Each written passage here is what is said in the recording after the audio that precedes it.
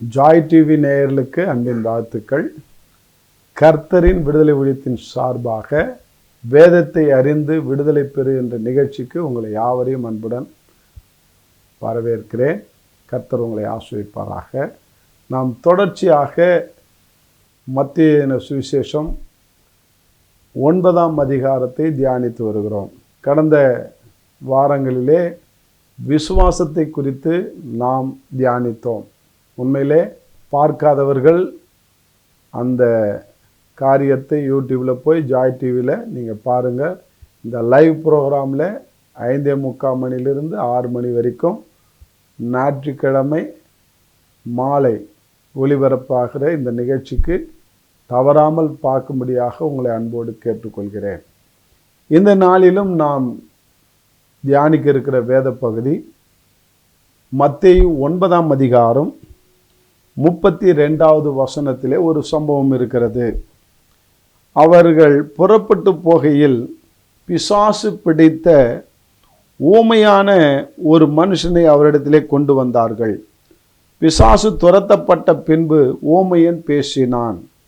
ஜனங்கள் ஆச்சரியப்பட்டு, இஸ்ரவேலில் இப்படி ஒரு காலம் காணப்படவில்லை என்றார்கள். பரிசேயரோ, இவன் பிசாசின் தலைவனாலே பிசாசுகளை துரத்தினான் என்றார்கள். அம்மாலே ஏசாண்டவரை பரிசேயர்கள் பிசாசு தலைவனாக்கிட்டாங்க. அதை நினைக்கும் போது எனக்கு சிரிப்பாக தான் வந்தது.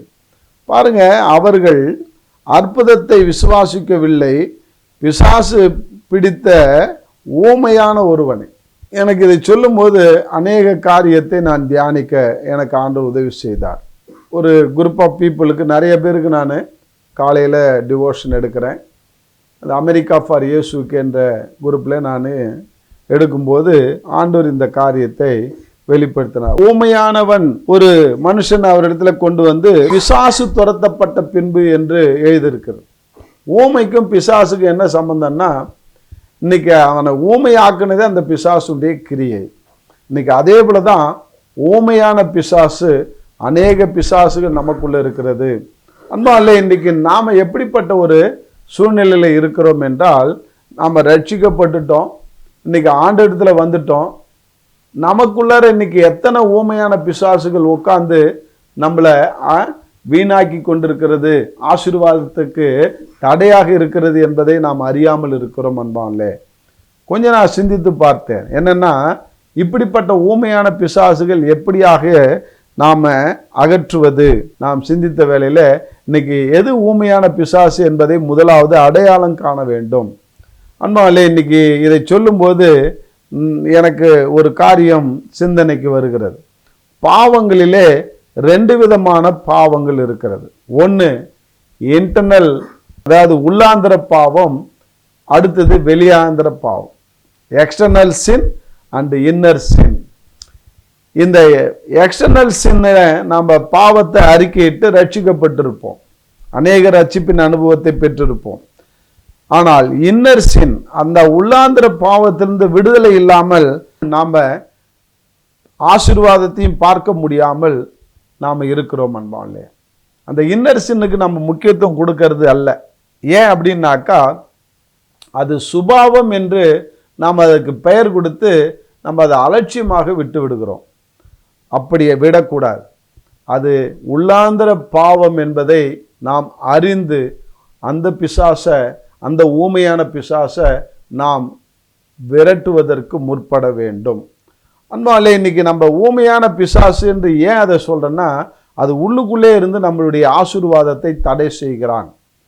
அன்பாலே, இன்றைக்கு நான் என்ன அதை சொல்றேன்னா, உள்ளாந்திர பாவத்தை ஒரு லிஸ்ட் கொடுக்குறேன் பாருங்க. பயம் என்பது ஒரு உள்ளாந்திர பாவம். அவிசுவாசம் என்பது ஒரு உள்ளாந்திர பாவம்.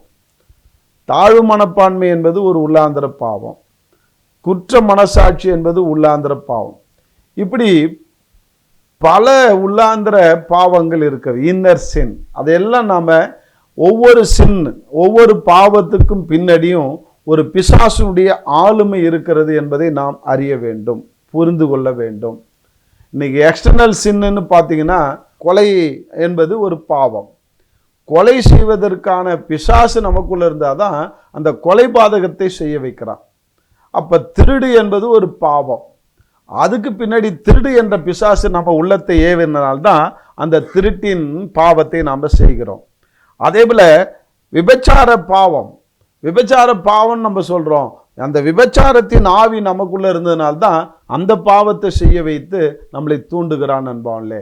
இப்படி இச்சையின் பாவம், இப்படி அநேக பாவங்கள், எக்ஸ்டர்னலா செய்கிற பாவங்கள், வெளிப்பிரகாரமா தெரிகிற பாவங்களை நாம் அறிக்கையிட்டு ரட்சிக்கப்பட்டிருக்கிறோம்.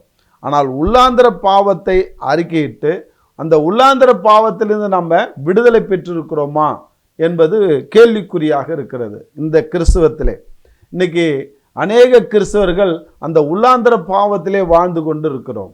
அன்பாலே, இதுதான் ஊமையான பிசாசு என்று நான் உங்களுக்கு அடையாளம் காட்டுகிறேன். இது வெளியிலேயே தெரியாது, அது ஒரு சுபாவம் என்று நாம் சொல்கிறோம், ஒரு பயந்த சுபாவம். என்னிடத்துல ஒரு கவுன்சிலிங்காக ஒரு திடகாத்திரமான வாலிபன் ஒருவன் வந்தான். அவன் பார்த்தா 22 வயசு ஆகுது, நல்ல வாட்ட சாட்டமாக இருக்கிறான். ஆனால் என்னடா பிரச்சனை அப்படின்னு கேட்கும்பொழுது அவன் சொல்கிறான், இடி மின்னலை பார்த்தா எனக்கு பயம் வந்துடும், இருட்டு அறையில் போய் ஒரு மூலையில் உட்காந்துப்பேன், பகலில் இடி இடித்தாலும் சரி நைட்டில் இடி இடித்தாலும் ஒரு மூலையில் போய் உட்காந்துட்டு நான் பயப்படுவேன் அப்படின்னு சொல்கிறான். அப்போ அது ஒரு பயத்தின் ஆவி. அன்பாலே, இந்த பயத்தின் ஆவி அது ஒரு பிசாசுடைய கட்டு என்பதை அறியாமல் இருக்கிறார்கள். அதே போல பயம் என்பது பெரிய பாவம், அவிசுவாசம் என்பது ஒரு பெரிய பாவம். அதனால தான் இன்னைக்கு வெளிப்படுத்தின விசேஷத்தில் சொல்றாரு, கடைசி வெளிப்படுத்தின விசேஷத்தை நீங்க பார்த்தீங்கன்னா பயப்படுகிறவர்களும் அப்படின்னு சொல்லப்பட்டிருக்கு. அன்பாலே, வெளிப்படுத்தின விசேஷம் 21:8 பார்த்தீங்கன்னா ஃபர்ஸ்ட் 8வது வசனத்தில் பயப்படுகிறவர்களும் அவிசுவாசிகளும் அருவருப்பானவர்களும் கொலைபாதகர்களும் விபச்சாரக்காரும் சூனியக்காரும் விக்கிரகாராதனைக்காரும் பொய்யர் அனைவரும் 2ஆம் மரணமாகிய அக்னி கந்தகம் எரிகிற கடலே பங்கடைவார்கள். அதில் எது ஃபர்ஸ்ட் லிஸ்ட் வருது? பயம். அப்போ பயம் என்பது ஒரு பிசாசு, ஊமையான பிசாசு உள்ள உட்காந்துட்டு நம்மளை என்ன செய்யுது? பயப்படுத்தி கொண்டிருக்கிறது. ஆனால் தான் ஆண்டவர் 2 தீமோத்தேயு 1:7 நீங்க பார்த்தீங்கன்னா ஆண்டவர் சொல்றாரு, நமக்கு பயமுள்ள ஆவியை கொடாமல் பலமும் தெளிந்த புத்தியும் அன்புமுள்ள ஆவியை கொடுத்திருக்கிறார் என்று பவுல் அழகா எழுதுறார்.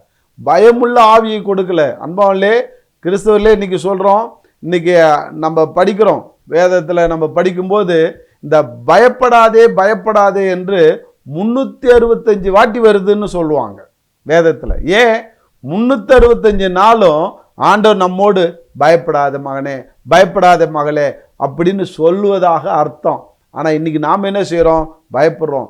எதிர்காலத்தை குறித்து பயப்படுறோம், வாழ்க்கையை குறித்து பயப்படுறோம், பிள்ளைகளை குறித்து பயப்படுறோம், நம்மை குறித்து பயப்படுகிறோம், என்னென்னவோ சொல்லி பயப்பட்டு கொண்டு இருக்கிறோம். அன்பாலே, இன்றைக்கு நீ நானும் அந்த பயத்தின் ஆவியை, இந்த ஊமையான ஆவியை துரத்துவதற்கு என்ன பிரயாசப்பட்டோம்?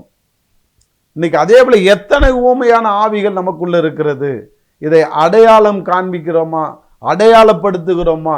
அறிந்து கொண்டோமா? புரிந்து கொண்டோமா? இந்த இன்னர் சின், ஒவ்வொரு சின்னுக்கு பின்னாடி ஒரு பிசாசுடைய கிரியை இருக்கிறது என்பதை நாம் உணர்ந்தோம் என்றால் நிச்சயமாக எப்படி வெளிப்பிரகாரமான பாவங்களை எல்லாம் அறிக்கையிட்டு அதை சரி செய்து அதை திரும்பவும் செய்யாதபடிக்கு நாம் நம்மளை ஜாக்கிரதையாய் காத்து கொள்வதைப் போல இந்த இன்னர் சின்னுக்கு நம்ம முக்கியத்துவம் கொடுக்க வேண்டும். அன்பாலே, இந்த இன்னர் சின்னு தான் நம்முடைய ஆசீர்வாதத்துக்கு தடையாக இருக்கிறது. அது நான் உங்களுக்கு சொல்லணும்னா ஒன்று சொல்லலாம். வேதத்தில் ஒரு பகுதி எனக்கு ஞாபகப்படுத்துகிறார் ஆண்டவர். யாக்கோபு யோவான் என்ற 2 சீஷர்களுடைய தாயார் ஆண்டவரிடத்தில் ஒரு வரம் கேட்கிறார்கள். என்ன வரம் என்றால், ஆண்டவரே, உம்முடைய ஆதீனத்தில் நீங்கள் வரும்பொழுது என்னுடைய 2 பிள்ளைகளில் ஒருத்தர் வலது பக்கத்திலும் ஒருத்தர் இடது பக்கத்திலும் உட்கார வேண்டும் என்று.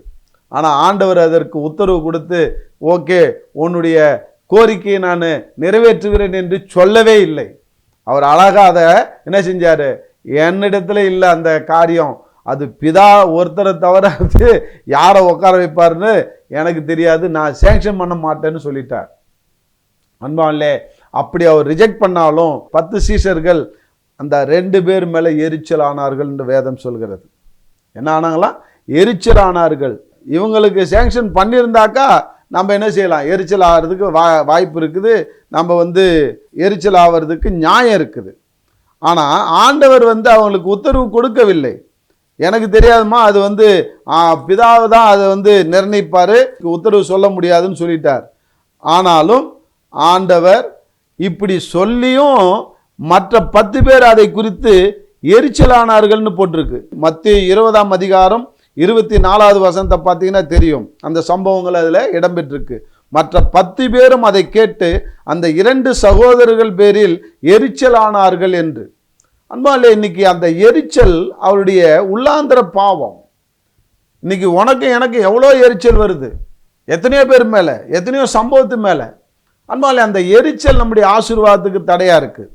அன்பாலே, இந்த 10 பேர்ல மூத்தவர் யாருன்னாக்கா பேதுருன்னு சொல்லுவாங்க. அவர் தான் வலது பக்கத்தில் உட்காந்துருக்கு நியாயப்படி பார்த்தா, ஏன்னா அவர் தான் முதிர்ந்த வயது உள்ளவர். ஆனால் முதல் இரத்த சாட்சியாக மரித்தது யாக்கோபு. அவன் போய் பக்கத்தில் உட்காண்டானா வலது பக்கத்தில். கடைசியாக மற்றவங்களாம் அப்புறம் தான் மரித்தாங்க இரத்த சாட்சியாக, அப்புறம் வரிசலாக உட்காந்தாங்க சுற்றி. கடைசியாக மரித்தது யோவான், என்னாண்ட இடது பக்கத்தில் உட்காண்டாங்க. அந்த 2 பேருடைய அம்மா ஆசைப்பட்டதை போல அது ரிஜெக்ட் ஆனாலும் அவங்க ஆசைப்பட்டு கேட்ட அந்த விண்ணப்பம் இவர்களுடைய எரிச்சலின் நிமித்தம் அவர்களுக்கு ஆசீர்வாதத்தை கொடுத்தது. இவர்கள் அந்த ஆசீர்வாதத்தை இழந்து போனார்கள். மற்ற 10 பேரும் அன்பான்ல இந்த காரியத்தை நம்ம கற்றுக்கொள்ளணும். அப்போ உள்ளாந்திர பாவம், இந்த ஊமையான பிசாசு இன்னைக்கு உட்காந்துட்டு நம்மளுடைய ஆசீர்வாதத்தை எந்த அளவுக்கு தடை பண்ணுகிறது பாருங்கள். பயம், அவிசுவாசம், குற்ற உணர்வு, தாழ்வு மனப்பான்மை, இதெல்லாம் இன்னைக்கு நெகட்டிவ் தாட், எதிர்மறையான சிந்தனை, இதெல்லாம் நம்மளை என்ன செய்யுது, ஆசீர்வாதத்தை தடை பண்ணுது, ஆசீர்வாதத்தை இழக்கவும் செய்யுது. இதை இழக்கவும் செய்யுதுன்னும் போது யோபு தான் எனக்கு ஞாபகம் வரார். யோபு உத்தமன் சன்மார்க்கன் என்று ஆண்டவரால் சர்டிஃபிகேட் வாங்கினவர். ஆண்டவர் சர்டிஃபிகேட், இவனை போல உத்தமம் ஒருத்தனும் இல்லை உலகத்தில் என்னவர், ஏன் அவனுக்கு சோதனை அனுமதித்தார்? அன்பால் என்னுடைய கேள்வி அதுவாக தான் இருந்தது. ஆண்டவரே, ஏன் இவனுக்கு சோதனை அனுமதித்தீர்? இந்த யோபு குறித்து நிறைய செய்தி நம்ம கேட்டிருக்கலாம். ஆனால் என்னுடைய சிந்தனைக்கு ஆண்டவர் கொடுத்த பதில் என்னன்னாக்கா, யோபுனுடைய புஸ்தகம் 3ஆம் அதிகாரம் கடைசி 2 வார்த்தையை படி அப்படின்னார். அந்த கடைசி 2 வார்த்தையில் என்ன இருக்குன்னா, நான் பயந்த காரியம் எனக்கு நேர்ந்தது, நான் அஞ்சினதே எனக்கு நேரிட்டது, எனக்கு சுகமும் இல்லை, இளைப்பாறுதும் இல்லை, தத்தளிப்பே எனக்கு வந்தது என்று யோபு அந்த கடைசி 3ஆம் அதிகாரத்தில் கடைசி 2 வசனத்தில் சொல்றார். என்ன பயந்தாரு, என்ன அஞ்சினாரு, என்ன நேர்ந்தது, எப்போ பயந்துருப்பாரு? அவர் வேலைக்காரர்கள் செத்தாங்க, பிள்ளைங்க செத்து போனாங்க, சொத்து பத்து செத்து போச்சு, எல்லாம் போச்சு. ஒரே நாளில் ஓட்டாண்டியா வந்து நடு ரோட்டில் நின்னார். அப்போ நல்லா இருக்கும்போது, அவர் ஜமீன்தார் மாதிரி இருக்கும்போது, நல்ல ஆசீர்வாதத்தோடு இருக்கும்போது அவருக்கு என்ன இது, இந்த மாதிரி நெகட்டிவ் தாட் வந்தது. ஒரு நாள் எல்லாம் நம்மளை விட்டு போயிடுமோ, நம்ம எல்லாரும் நம்ம பிள்ளைங்கள்லாம் போயிடுவாங்களோ, நம்ம சொத்து பத்தெல்லாம் போய் நம்ம ஓட்டு எடுத்து நடு ரோட்டில் சுரண்டிட்டு இருப்போமோ, அப்படி பயந்த காரியம் அவருக்கு நடந்துச்சா இல்லையா? அன்பாலே, அதுதான் இன்னைக்கு நம்ம நெகட்டிவ் தாட்டுக்கு இடம் கொடுக்க, அது ஊமையான பிசாசு. இது எல்லாத்தையும் நம்ம போக்குறதுக்கு ஆண்டவர்கிட்ட ஒப்பு கொடுப்போம். ஆண்டவரே, என்கிட்ட இருக்கிற அந்த ஊமையான பிசாசு, மறைந்து கிடக்கிற பிசாசு, அந்த பொல்லாத அந்த ஊமையான பிசாசுகள் ஏராளமாக இருக்கிறது, அதிலிருந்து நான் விடுதலை பெற்று உம்முடைய ஆசீர்வாதத்தை சுதந்திரித்து கொள்ள எனக்கு உதவி செய்யணும்னு சொல்லி நாம் ஒப்பு கொடுத்து ஜெபிப்போம். அன்பாலே, இந்த 9ஆம் அதிகாரத்தில் இந்த ஊமையான பிசாசு ஆண்டவர் அவனை விட்டு திருத்துவதை நாம் பார்க்கிறோம். இன்னைக்கு நம்மகிட்ட இருக்கிற அந்த ஊமையான பிசாசு நம்ம விட்டு துரத்தும்படியாக நாம் ஜெபிப்போம், ஒப்பு கொடுப்போம். கர்த்தர் நம்முடைய இன்னர் சின், உள்ளாந்திர பாவமாகிய பயம், அவிசுவாசம், நெகட்டிவ் தாட், தாழ்மனப்பான்மை, குற்ற உணர்வு, இது எல்லாத்தையும் எடுத்து போட்டு நம்மளை ஆசீர்வாதத்தால் நிரப்புவாராக. God bless you. மேலும் நீங்கள் அறிய வேண்டும் சத்தியத்தை என்றால் எங்களோடு தொடர்பு கொள்ளுங்கள். எங்களுடைய மக்கனாயம் பைபிள் காலேஜில் நீங்கள் படிக்க முடிந்தால் சேர்ந்து படித்து இன்னும் அதிகமாய் வேதத்தை அறிந்து விடுதலை பெறுங்கள். கர்த்தர் உங்களை ஆசீர்வதிப்பாராக. தேங்க்யூ. God bless you.